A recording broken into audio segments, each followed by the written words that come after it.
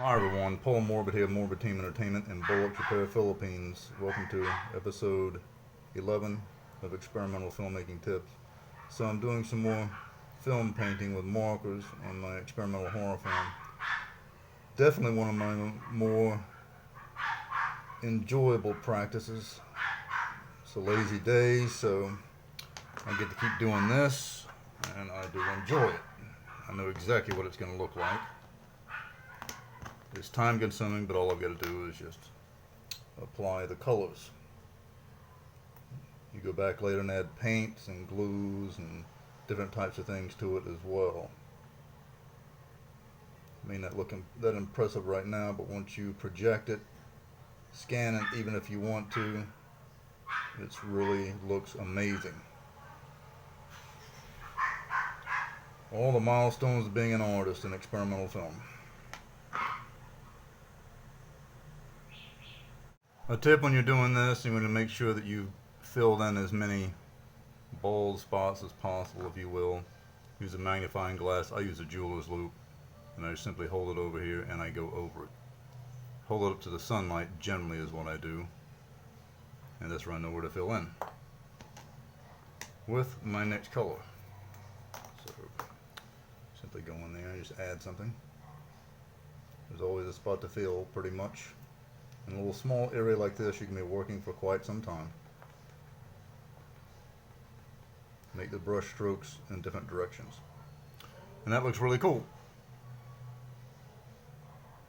What you want to do is you want to go back and check your work. You're going to be making several layers of colors.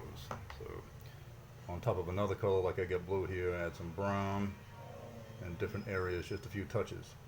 Just a little bit. Just some squiggly lines. And then when you see some clear, do it.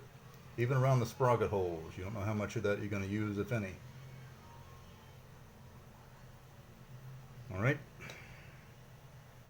Here's an example right here of changing up your work. I've just got started some lines, just some squiggly lines. So got some orange, add some purple.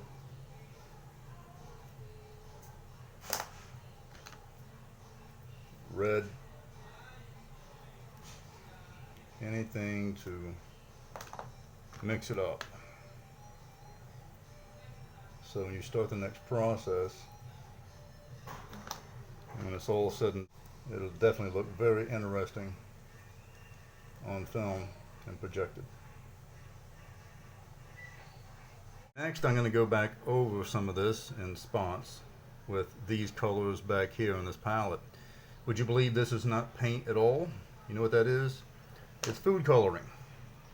And yes, you can take food coloring, although it takes like a long time to dry, about a week and a half to 2 weeks, and you can spot colors on it. Yes, you can indeed. It will work. It will be very light, so that by the time you go to take some actual paint and put on top of that, it will give a very surreal effect, and it looks very cool. You can see how light it looks already. Very transparent.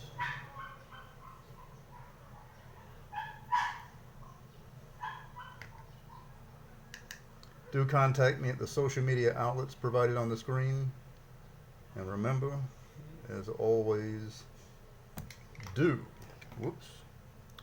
subscribe. Until next time, see ya.